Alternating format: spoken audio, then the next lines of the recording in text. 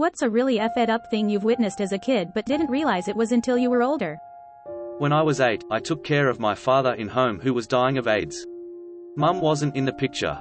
None of the adult family wanted to be near him and help out because they all said it was contagious. This was the 90s and HIV ignorance was still at an all-time high. I changed his diapers, showered him, fed him, gave him his pills. Until he died. As a kid, that was my normal. I didn't realize it at the time, but it really effed me up. He was my hero and the strongest man alive to me, and seeing him in such a vulnerable state and reduced to nothing really messed up my brain. It just kinda numbed me. Literally could not cry for 12 whole years after that.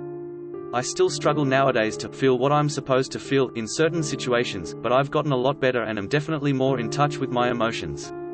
I'm so sorry that you had to be so strong with such little hands. My dad and I were at an airshow in Toronto in the 90s. We watched this huge plane go up and do a maneuver, and then go into a dive, going nose first into the lake, with a massive splash. My dad was a photographer and had managed to capture the seconds before and after impact, and told me we had to go right away. He booked it to the newspaper with the film roll to get it developed. I said I wanted to watch the rest of the show, because I thought it had just dropped a bomb and flown off. Didn't realize that I had just witnessed 7 people die. My mom's cousin was raised by my grandparents and I would stay there often. I was 7/8. Back in the day I think it was HBO or something would show P after a certain time at night. He would only let me watch TV at night if it was on that channel in his room, and then after I was done watching the movie the P would start playing. He wouldn't be in the room but he would check to make sure I didn't change the channel. I would get weirded out and just turn the TV off. It was so weird BC he wouldn't say anything but insist I could only watch that channel at night. It also had to be loud enough that he could hear it outside the room. He would also leave his P magazines open and laying around in his room when I would sleep over, and then ask me to get him stuff in his room that were right by the magazines. I remember asking my mom why I didn't have hair like the girls in his magazines and she lost her mind. He lied and said I was snooping and that he caught me looking at P on TV. My mom didn't believe him and my grandfather cancelled the cable and had him moved to the efficiency they had. He was super mad at me and barely spoke to me after that.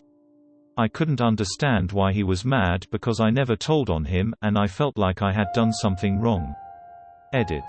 An efficiency is a room converted into a studio. Usually a room in a house I sectioned off and a door is added for a private entry. My grandparents made one for when family came, so it also had a door that led into the house. Usually that room is rented out. It's a Miami word. He was mad because he was found out as a pedo, likely not for the first time. Yeah, I realize now he was a effing pervert. I don't even want to wonder what would have happened if I hadn't asked my mom. I guess he was trying to normalize it, who the F knows. My grandfather never let me be around him alone again, and whenever I was over and he had to leave he would lock the efficiency he stayed in so it couldn't open into the house. I'm thankful they believed me when he insisted I was making this up. A few years later when my brother and I were outside playing soccer, he asked to hit it and I was goalie. He looked me dead in the eye and hit that ball so hard it knocked my breath out and gave me a huge bruise on my stomach. My brother ended up fighting him. My dad grabbing a knife while punishing my brother. Dad had him sit at the kitchen table and ordered him to put his hands on the table. Dad then put the knife edge on one of my brother's thumbs and threatened to cut his thumbs off. Can't remember what it was about, but this caused me to fear my father from a very young age. My brother was only around 9 or 10 years old at the time. This hit too close to home. Only my dad used a meat cleaver and brought it down centimeters from my fingers. This is the first time I've ever talked about it. My mother was a D addict. As a kid lots of things happened as a result of it, but one thing I didn't realize at the time that would stick with me, well probably forever, but at least thus far, is when my sister's childhood best friend's father committed suicide, and my mother brought my sister and I to their house a couple nights later. The funeral hadn't even happened yet, to break in and steal things to sell for D money. She said at the time that she had permission to do so. She didn't. She just wanted to rob a dead man, and brought us along to help carry things. I still feel guilty about it. One of my parents used to get us to help steal as well. Nowhere near to the extent of what you went through though. You already know it's not your fault, of course, but if it helps, I found that the best way to get rid of the guilt feeling is to donate money, volunteer time towards the person, organization that was stolen from. Even if you aren't in touch with them anymore and have no idea what they're currently like, supporting a cause that they liked as a kid helps vanish the guilt. Did they like animals when you were a kid? Help an animal welfare charity.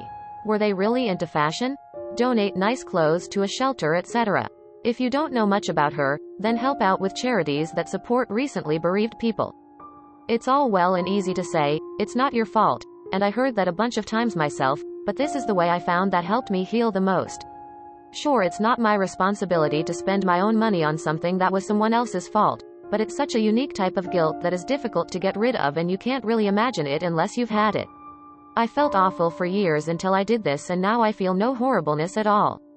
Someone else may have forced you into a pooty situation, but you still have the power to help others and feel better about it. It absolutely sucks that this happened, but it's still possible to feel good about it. Okay, this is probably the best advice I've ever gotten when it comes to that sort of trauma, and I really appreciate it. Honestly, I can't explain how much of a great idea I think this is. I was once at one of those birthday parties in McDonald's, late 90s, as a young child. There was another party going on the opposite side of the restaurant, so it was pretty chaotic with kids running around everywhere and only a small amount of adults to corral them.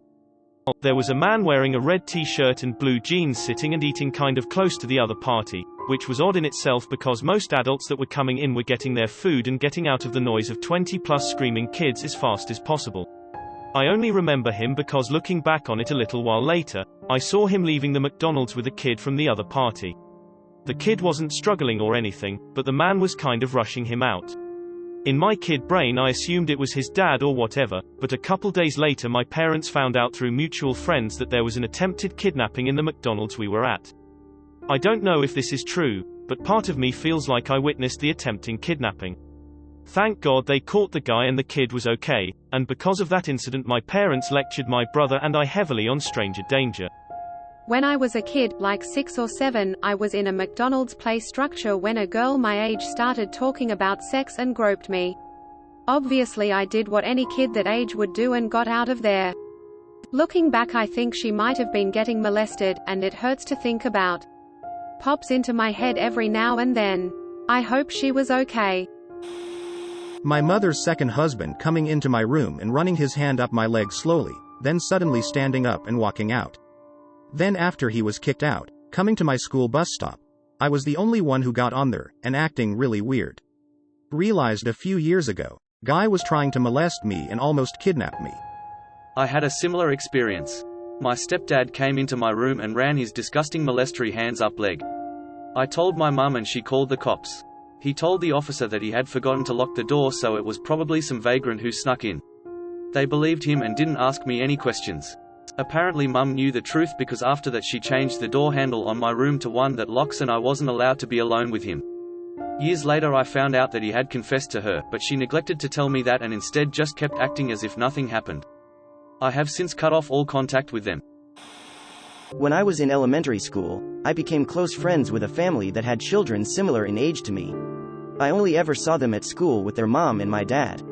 The oldest daughter and son couldn't stand me and I never knew why, so I would cry and talk to my dad about it and he would reassure me that they did in fact like me. During this time, we had a landline at the house and I happened to pick it up one day and heard my dad on the other line with the mom of that family. He was talking about giving her roses and spending time with her. When I asked my dad who that was, because it clearly wasn't my mom, he disconnected all the landlines in the house. Turns out, he was absolutely cheating on my mom with this woman and I was inadvertently involved by becoming their friends. Was a pretty poo situation in the end. My older brother overdosing, always thought it was normal. Throughout my life, I'm 20, I've saved him from dying maybe 3 times I can remember. Always put him in his side, never called the cops. All of my brothers and sister have seen it happen. If he were to die tomorrow I don't think I could cry, as I've cried too many times over his death and he ended up living. He's still alive, currently in a sober home. My friend had a lock on the outside of her bedroom door. I thought it was weird but didn't really think much about it. It turned out her parents would literally lock her in her room for long periods of time as punishment. That's effed up. Who does that to a child? Lived in a townhouse. In my bedroom at night I would hear the kids next door scream and cry. My parents called the police once, but the man claimed he was playing with his kids and didn't let them in, and apparently the police couldn't do anything. Found out when I was older that the man had later tried to kill the whole family, kids, baby included, with a pair of scissors. I remember when I was about 11 or 12, our neighbors were a family of 5 kids. They were terrible. I was afraid of the dad who would curse and scream at his kids and the neighbor kids, including my sister and I. He was an awful person. He would beat the hell out of those kids. He would take them into his bedroom, which was right across from my window, and I could hear everything. They would scream and cry. I can still hear it to this day. The next day the kids would be black and blue. I begged my parents to call the police, but they wouldn't. They weren't the greatest parents either. I have no idea how I was brave enough, but I anonymously called Child Protective Services, and I remember they came out the next day and interviewed the kids. Nothing ever happened, but the parents went around the neighborhood telling everyone they got a lawyer and they were going to sue whoever reported the false allegations. Horrible people. When I was 9 or 10, my family and I lived on the first floor of an apartment complex in Colorado. That year we had a particularly snowy winter. Every day following snow, 2 to 3 by per week. The groundskeeper for the complex would make his rounds, cheerily using a snowblower to clear each and every path. I'd wave hi whenever I saw him pass by my bedroom window. After one especially heavy snowfall, the groundskeeper was walking along clearing snow when, just outside my room, when something got caught and obstructed the snowblower. I saw him struggle with the machine for a moment, then walk in front of it. He bent over to look, and when he reached his hand in, a splattering of blood hit my window with such force that I'll never forget the sound. We called 911, but his hand was gone. Luckily it was just his hand. He left the job shortly after and I never saw him again, but I'll never forget the sound of the blood hitting my window. Staying up waking my dad when he would stop breathing. Later realizing he was overdosing on opiates. My mum would always fall asleep on the sofa and it would take me a long time to wake her up. It was like she was half dead. She always would wake up and tell me she was just resting her eyes. It wasn't until I was older that I realized she was taking opiates my entire childhood. I thought sleeping in the afternoon was a normal adult thing to do. Edit. I should add, sleeping as in falling face first into the floor, or dropping a cup of tea, or having a half-eaten sandwich in her hand, etc. You get the point. When I was a kid, all the kids would sleep in the basement on Christmas Eve to give space for Santa to drop off the presents. That night there was a lot of noise coming from outside on the street, but we couldn't see anything because there was snow covering the egress windows. My mom came downstairs and told us to stay there. But soon we heard sirens and saw police lights reflecting in the snow. There was a lot of commotion that we couldn't see. Then my dad came downstairs with the very real Santa Claus. He told us that his sleigh crashed in the snow and that the kind police officers were helping him get unstuck, and while they were working he was visiting the kids in the neighborhood. He pulled out a present for each of us and sat with my family while we opened him and sang a few Christmas songs. When things calmed down outside, he went back to delivering toys. Years later I learned that there was a large gang fight outside of our house and that a few people died right outside. An older man from our church lived down the road, and knowing my parents had undoubtedly scared children at home, put on his Santa suit and came over once the police arrived. Santa was a hero to me as a child, but that man is a hero to me now. Man's a legend. I saw a small child being smothered under a sort of beanbag, giant soft plaything? Face down in an indoor play area sandpit. Other very small children were all playing and jumping on it without realizing someone was under it, myself included. I was about 5 and the rest of the children were the same age or younger. After some time an adult noticed and pulled him out unconscious. A woman was screaming, presumably the mother, and I remember the kid being worked on by a doctor or paramedic, I'm guessing. I remember my dad asking me very calmly if I saw what happened. I'm actually too afraid to bring this up with my parents because I have no idea if the kid died or not, or how that might have affected them all these years, as it's never been brought up. For whatever reason it's been on my mind lately. This happened to me as a kid. It was a wrestling mat and it was just one boy, but I was a 5-year-old girl and he was a couple years older than me and wouldn't get off on purpose. Also the mat was really heavy. Luckily I was so panicked that my adrenaline kicked in and I was able to pull myself out. It's seriously terrifying to be compressed like that. When I was 6, or maybe 7, it was around my birthday, I saw a girl get hit by a car. We lived in a small town where the elementary, middle, and high schools were all together, so all grade levels rode the buses together and all the buses had to go down the same road to get to the school. The bus in front of mine stopped so a girl could cross the street and get on. I watched her start to cross the street. I watched the car come over the hill, slide on the stones. It was a dirt road. I watched it hit her body, and I watched the blood sink into the dirt. Her backpack came open and her shoes came off. One landed near my window. It wasn't until after the police had gotten there and were covering up her body that one of the older kids noticed me watching and moved me to the other side where I couldn't see. I never mentioned that I saw it to anyone and just moved on. Like 10 years later in a forensics class we were talking about car accidents and it sorta brought the whole thing to the surface. I'm sorry you witnessed so much, but I'm glad the older kid took notice and got you away from the situation. Living in an abusive situation as a whole. As a child, domestic violence was the norm for me. When I was at a friend from elementary school one time and his parents were having a disagreement over something, I asked my friend when they'd start hitting each other and he just looked at me funny, not getting what I meant. As an adult, looking back on my childhood, it's only then you really understand how effed up it all was. As a child it's intense and frightening, but you don't yet grasp the full situation yet. Can seriously relate to this, especially that last statement. It took until I'd been out of the house 3 years, and then lucked into going to university for me to realize that the vast majority of people around me did not live like that the young people around me had learned all kinds of social and personal skills I'd never even been exposed to, and that I had no clue how an ordinary person thought, felt or behaved. Took years for me to cobble together an ordinary person face so I could just live in the same world as everyone else. But I did, and got through to my 70s without repeating the pattern. For me, that's a major victory. My parents fighting. Whoever was losing would say to me, I'm going to run away and drown myself if Mummy, Daddy don't stop shouting. I can't take it anymore, and then proceed to leave the house.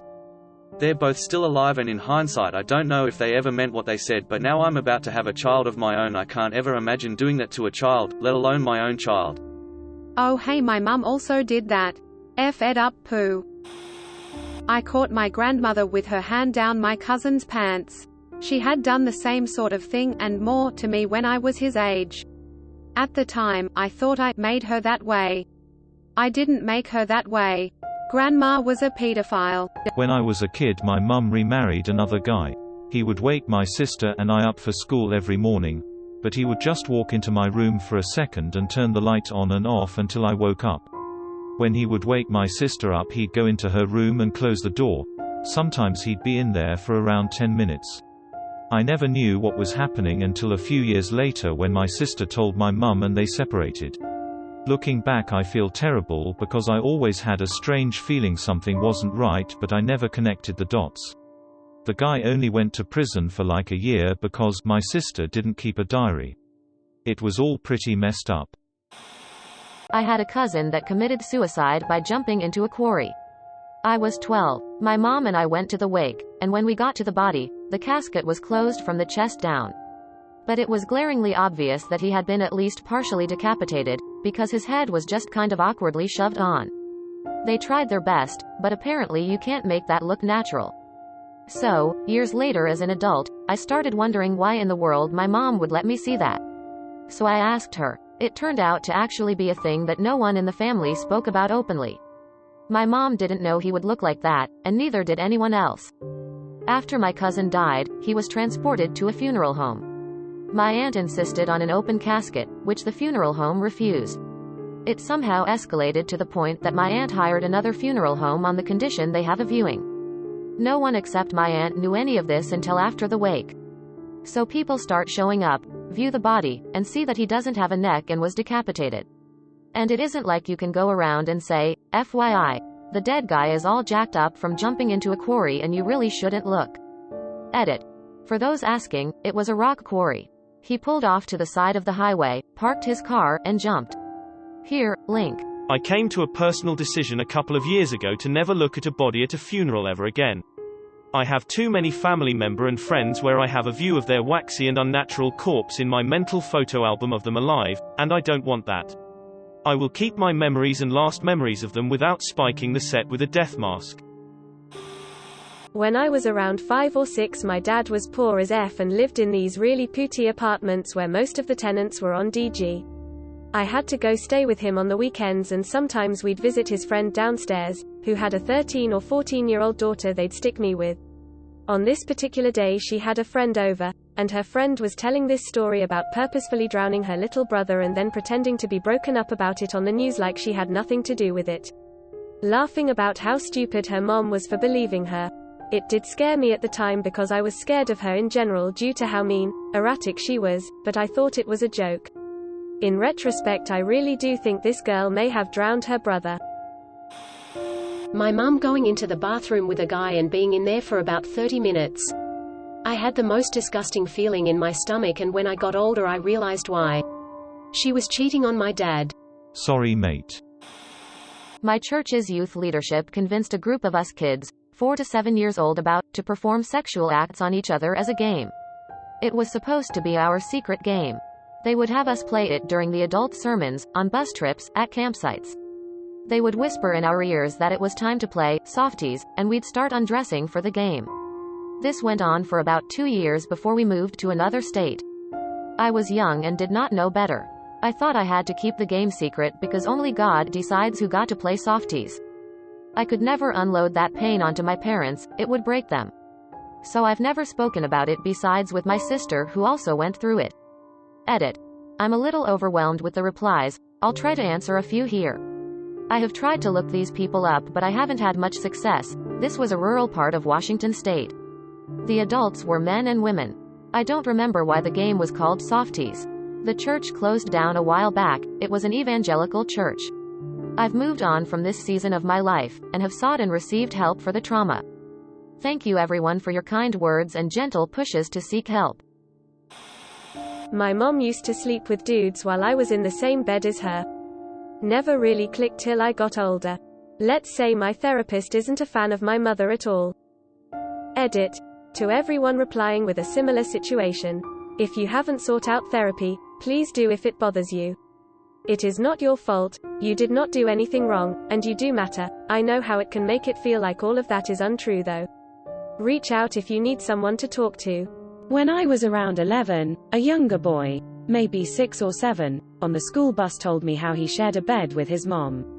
He said sometimes her boyfriend would come over and he would have to cover himself with a blanket while the mom and boyfriend wrestled in bed. I didn't have the heart to tell him. I watched my friend try to murder his older brother. They were constantly fighting with each other, and I knew their father was a drinker and would hit them, so it was a rough environment they grew up in. One day a group of us were at their house alone, no parents. They start fighting and one of them pushes the other through a glass pane door, shattering it. This sets them off to real fighting, and my friend grabbed a kitchen knife and then tackled his brother. He jammed the knife downwards towards his brother's face with all his body weight, and the older brother was barely holding him up. Luckily he was able to shove him to the side and wrestle away the knife.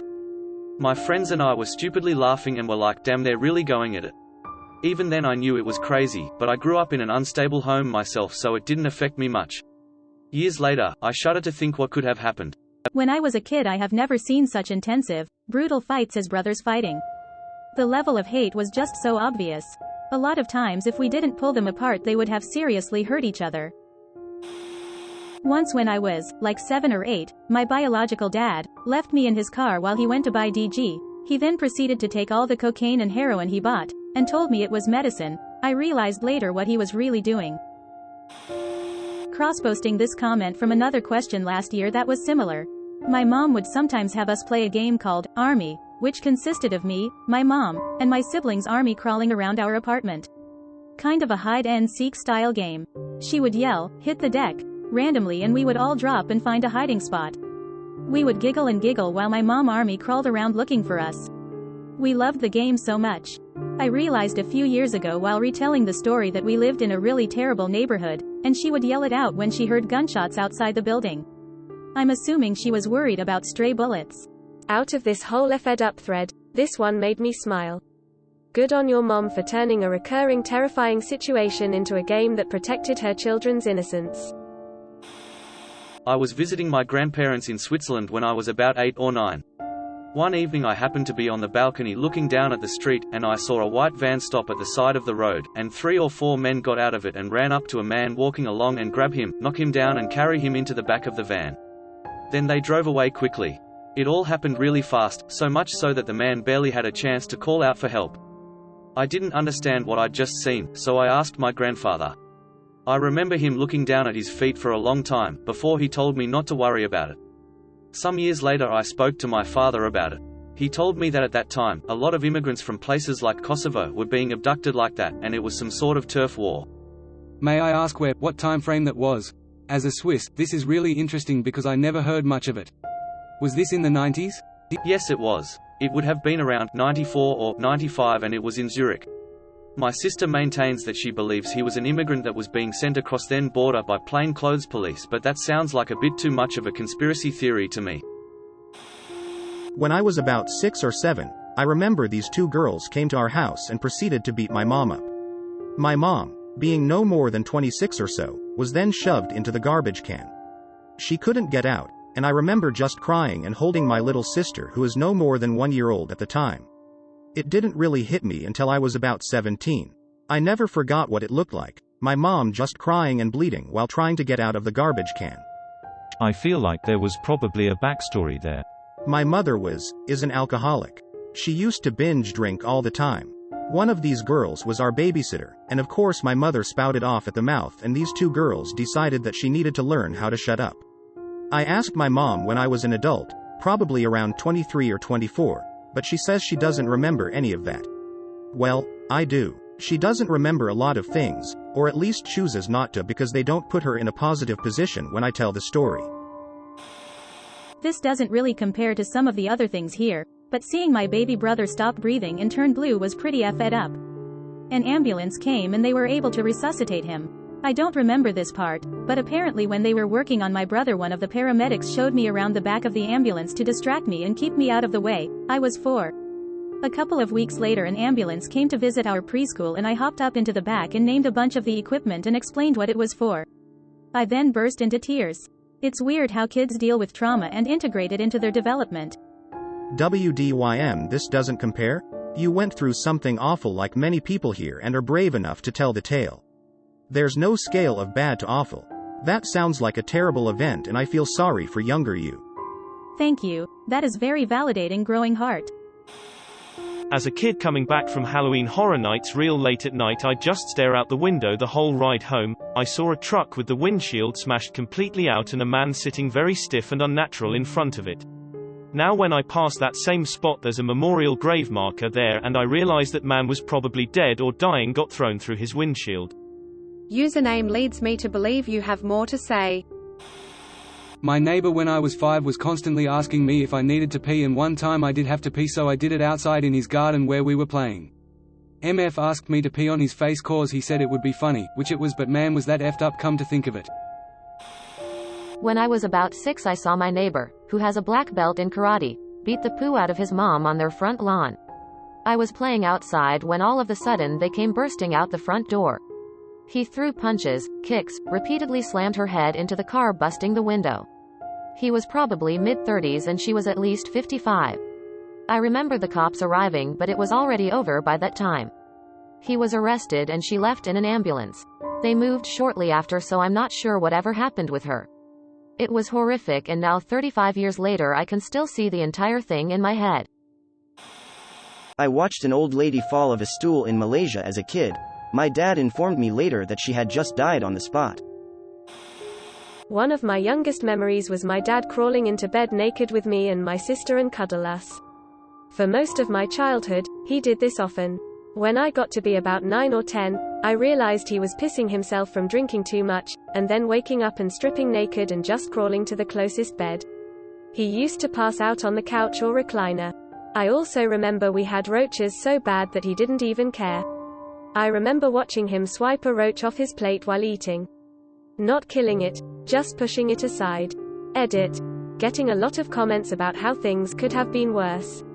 Unfortunately, they were. My response was to the question of what's something effed up that you witnessed as a kid that you didn't know was wrong. I knew everything else was wrong. My therapist has since confirmed that even this situation was wrong. I thought that that's what dads do when they get drunk. My earliest memory of it was around age 4. I'm so sorry. Is your dad still in your life? Barely. When I was 12 years old, walking home from school with my best friend, a car pulled up to the curb beside us. A man opened up his door and put his legs out and took something out of his pants and smiled at us strangely. I wanted to see what he was doing, but my friend said urgently, "Let's go. Run." Later she told me it was his penis he had taken out. Many years later, I finally understood why he was rubbing it. A pale little cylindrical thing. Creep. In NZ, the country schools have, at least when I was in primary school AAAGES ago, what is called calf club. What it is a school event that happens on one day. You have 2 months to prep, and part of it is the kids have the option to rear, train a calf or lamb. You have to clean them, teach them to come to you when called, walk them on a lead, etc. There are other aspects as well that kids can compete in, but the point of this is that I reared a lamb. I won first, second and third place ribbons in each of the categories. My lamb was called Chuck. I loved him so much. One day Mum said he needed to go live with our neighbor's lambs so that he wouldn't be alone. About a week later I couldn't find him and I got told he ran away. I was devastated. Found out like a few years ago that he was in fact sent off to lamb heaven and that he had in fact been in our freezer and we had enjoyed him over numerous meals. My mum had to work when I was little and my older sisters were in school. I was locked in the bathroom during the day until my sisters came home from school and let me out. Sometimes they wouldn't let me out, so they didn't have to watch me. They were 7 and 9 years older than me and I was somewhat afraid of them because they were not very nice to me, so I would often stay in the bathroom or hide in the hamper.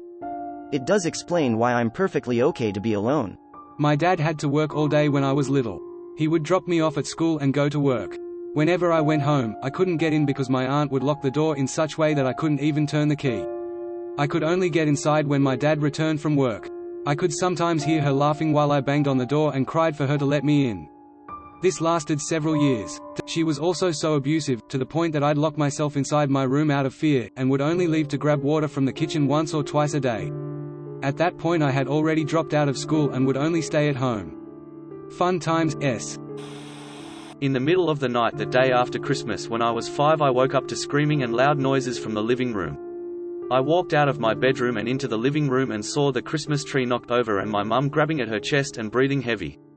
My dad was screaming at her to stay with him. I didn't understand because she was right there. My little sister wandered out of her room and started crying. My dad told me to hold my mom's hand and he would be right back. I grabbed onto my mum with one hand and my little sister with the other while my dad ran to get the neighbor to stay with us so he could drive my mum to the ER because the ambulance was taking too long. My mum had her first heart attack that night at the age of 30. My sisters and I would have to give my mom Pepsi with a straw and bring her food when she was too effed up to get out of bed. I didn't realize until I was older and out of the house that she was an addict and she wasn't just too tired.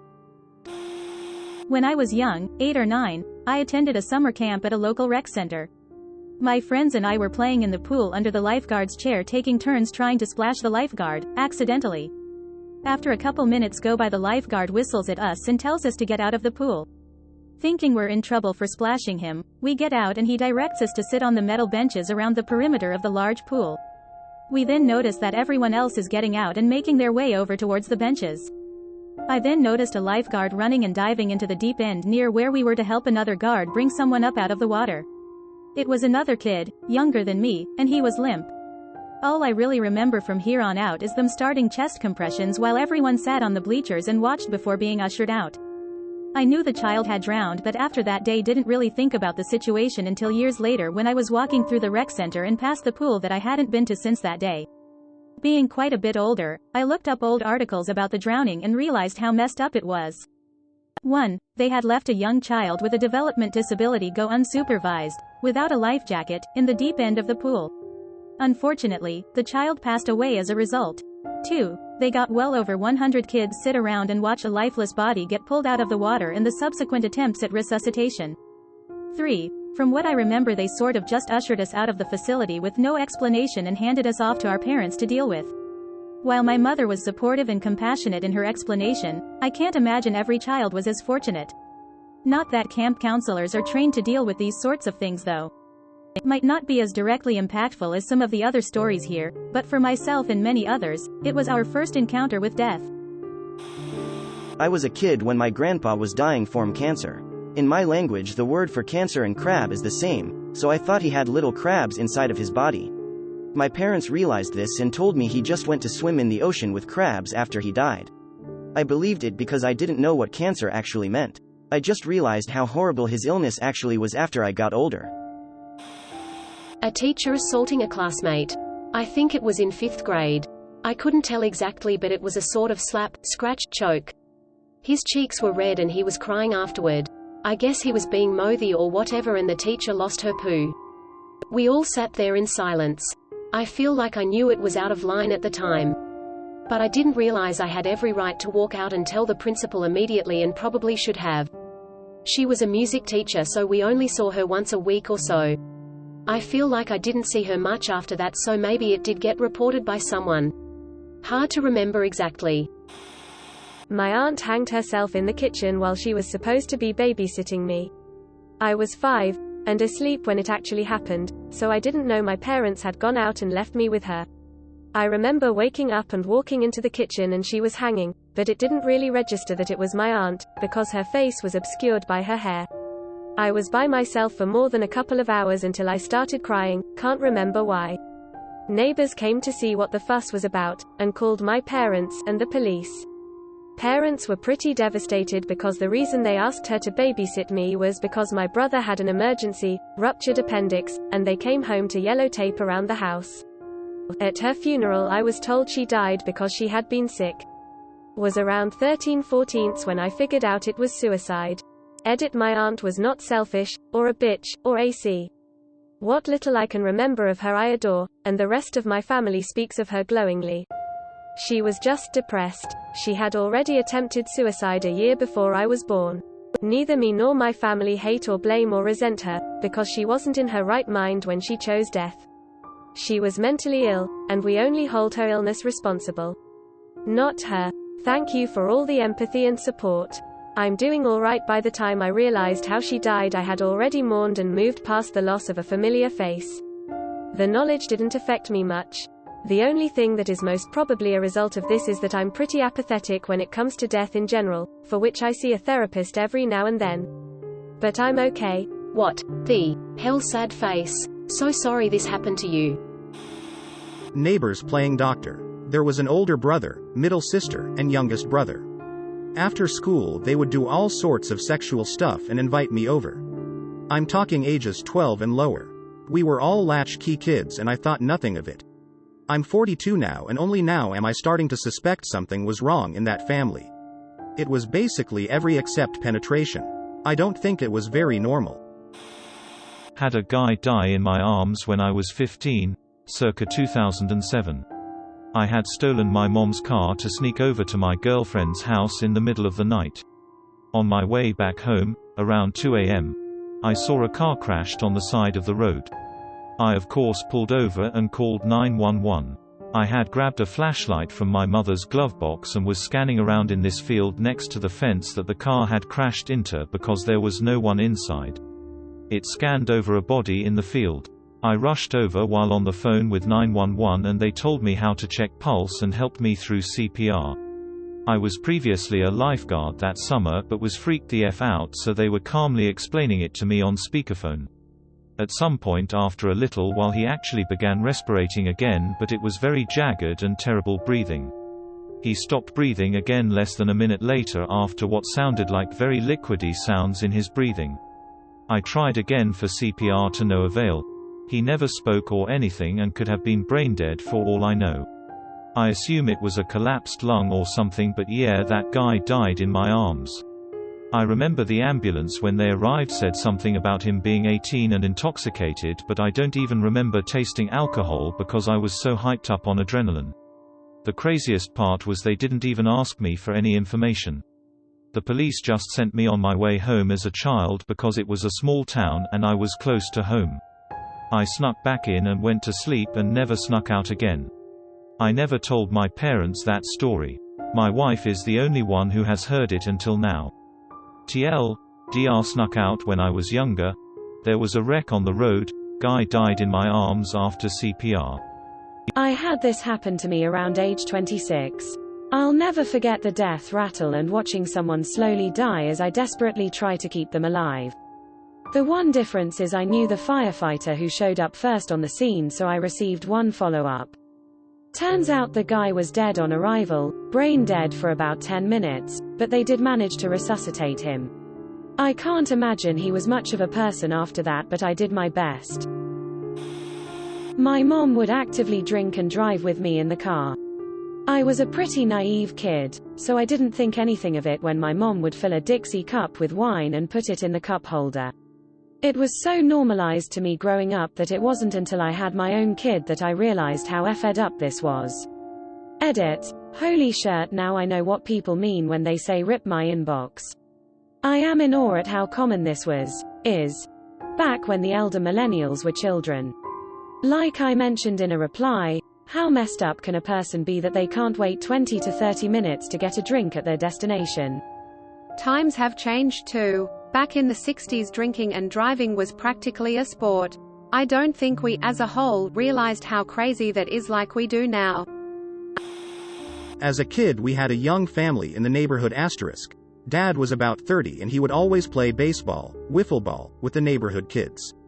For some reason, anytime the ball went into his bushes, he would freak out like, "Stop, I'll get it."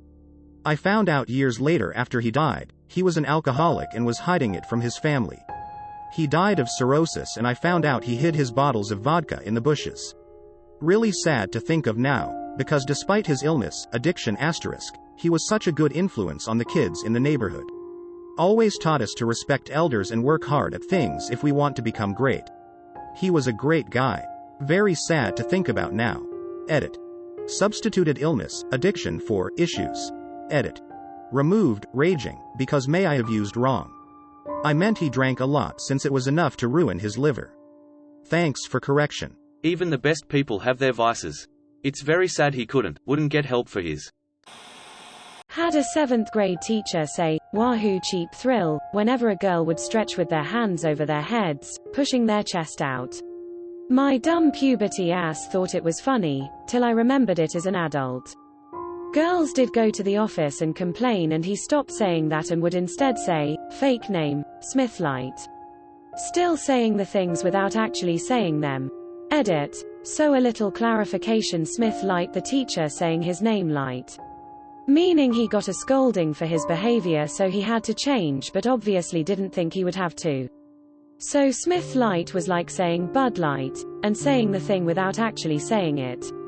Edit 2. Since this blew up a little for non-Americans, native English speakers. 7th grade is around 12/13. Cheap thrill is a joke basically saying he got a good look at boobs for free. Edit 3. It is so terrible how many people have experienced something similar. I'm sorry you all had to go through that. I'm sorry to all my classmates for laughing, encouraging this behavior. I'm sorry that society didn't see this as a problem. RP. Coach was also our history teacher. This man would turn the air on in winter in our classroom. My classmate had developed early and had large breasts. He would say, fake name, has her headlights on. We were in the 8th grade. He was putting the air on so our nipples would show through our shirts. The boys in the classroom would scream with laughter, so I guess he felt he was a teenager again. Gross pig. Some of us used to play doctor in the woods behind our neighborhood. I was in 1st grade and my friend's sister was in 3rd grade. One day she said to me, "Try and put it in me." This really confused me because I thought, why would I even want to do that? And it seemed impossible anyway. Then she said, "I have a friend who can put it way in me." At the time I thought she was lying, but years later I realized an adult was raping that poor girl. Very sad. Edit number 1. Hey, folks. I understand this story may trigger people's suffering and anger. But it is not my intention to solicit stories of your abuse. I empathize, but I cannot carry all that. Please ease up. I lived in apartment building. I would sometimes play with other kids on a staircase. I was playing with this one girl when we were 4 or 5 and some action figures. We heard rushed footsteps above running down towards us. Then another set of footsteps. There was some grunt and then my friend's uncle ran past us and out the staircase. We continued playing when we heard some screams. We ran upstairs and the father of that friend was slumped on the stairwell covering his chest and her mum next to him.